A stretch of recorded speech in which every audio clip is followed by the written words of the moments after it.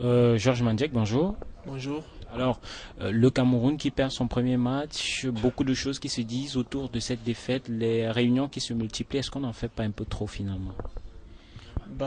C'est comme ça que nous sommes, c'est comme ça que le Cameroun a toujours procédé. Quand on vient jouer à la Coupe du Monde, il y a une équipe qu'on envoie avec le Cameroun, avec l'équipe. Donc, il y a le ministre qui est là, il y a ses représentants.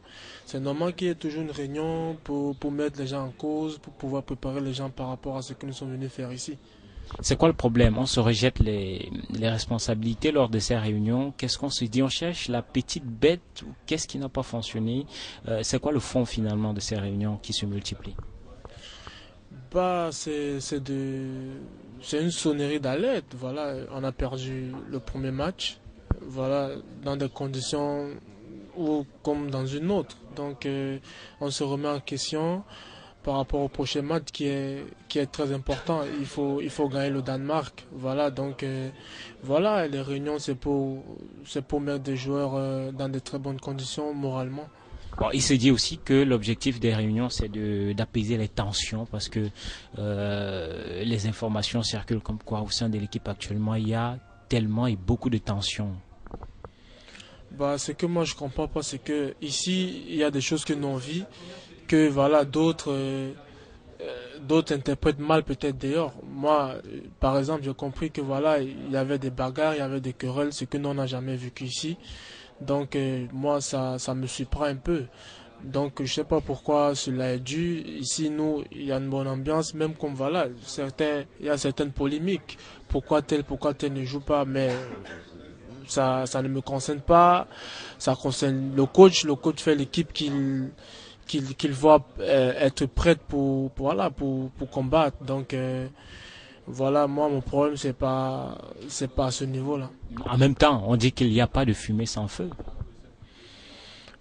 Ça peut être vrai qu'il y a problème entre tel ou tel joueur, mais c'est au coach de faire, de décider. Le coach, comme le ministre l'a dit, c'est le père de la famille, c'est le coach. Donc voilà, il y a des joueurs qui causent avec le coach. Donc c'est au coach de voir, voilà, qu'il y a des états d'âme et de savoir comment trancher toutes les affaires. Achille Emana dit tout à l'heure qu'il y a eu des petits problèmes, mais ces problèmes sont résolus. Et c'était quoi le type de problème? Conflit de leadership? Qui ne veut pas qui dans cette équipe?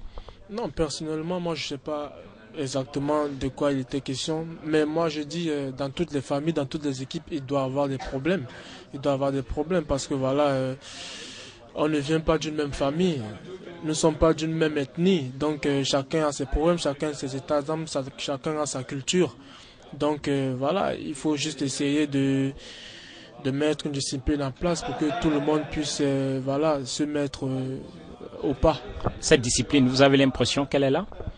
La discipline, elle est là, elle est là. On a fait des tas dans de très bonnes conditions. Il y a des horaires, tout le monde les respecte et puis voilà quoi. Et maintenant, parlant du match, est-ce que on peut dire que finalement aujourd'hui, à quelques heures de ce match, tout le monde regarde dans la même direction, notamment les 23 Lions?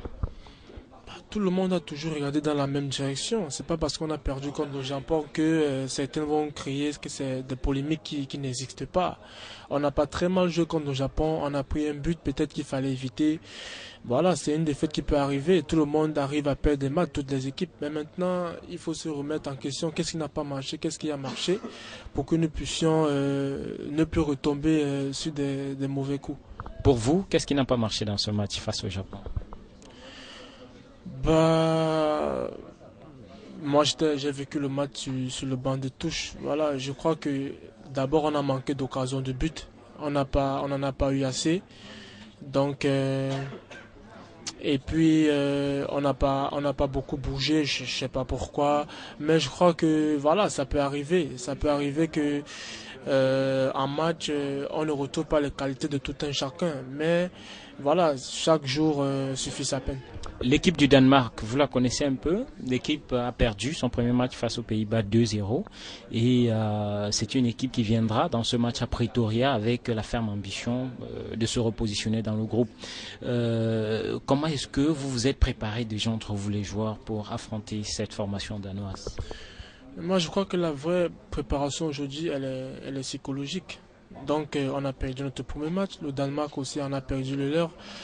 Donc voilà, l'équipe qui aura plus envie samedi gagnera le match. Donc voilà, il n'est pas question de faire nul ou de perdre. Il faut à tout prix gagner le match. Georges Mandiek, parlons un peu de vous. Vous avez eu très explosif face à l'Égypte lors de ce quart de finale en Coupe d'Afrique des Nations. Et puis, beaucoup s'attendaient peut-être à vous voir dans ce match. Quand l'entraîneur vous a annoncé que vous ne seriez pas titulaire, est-ce que cela vous a abattu? Ça m'a pas abattu, mais j'étais un peu dessus. Mais vous savez, dans une équipe, il y a 23, il y a 11 qui doivent jouer et les autres doivent être sur le banc et on doit soutenir l'équipe qui joue.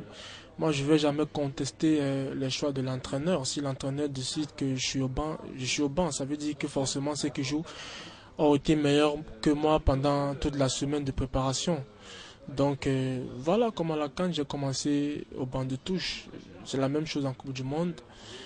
Voilà, je suis toujours prêt, même étant au banc de touche, que voilà, le jour où ma chance va me sourire et puis il faut que je la saisisse. Georges Mandiek, moteur diesel, commençant au banc de touche comme à la CAN, ça a été le cas aussi au Mondial.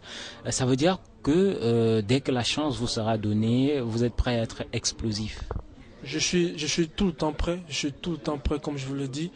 Donc pour moi ça ne me gêne pas. Je suis juste sur le banc, voilà, j'ai pris que l'équipe aille de l'avant. Voilà, tout le monde on doit avoir le même objectif. Moi je suis sur le banc, je suis prêt. Moi tout ce que je veux dire c'est que l'erreur que le coach peut commettre c'est de me mettre au terrain. Votre nouveau look, qu'est-ce qui vous inspire? Qu'est-ce qui vous l'inspire? On vous a vu cheveux assez bas, on vous voit là avec des dreadlocks. Qu'est-ce qui se passe? C'est une mutation? Non, ça c'est une coiffure comme une autre. Je laisse juste pousser les cheveux, donc peut-être après je vais les couper, je sais pas. Donc Ils vont pousser jusqu'à quel niveau? Vous allez laisser jusqu'à quelle taille? non, je vais pas laisser pousser trop long comme d'autres. Donc je crois que je vais toujours maintenir au même niveau. Donc on peut dire que c'est au maximum. Ouais, là c'est au maxi. Ça peut pas aller loin. À la fin de la Coupe du Monde, on coupe? Peut-être. Allez, merci Georges. Je vous en prie.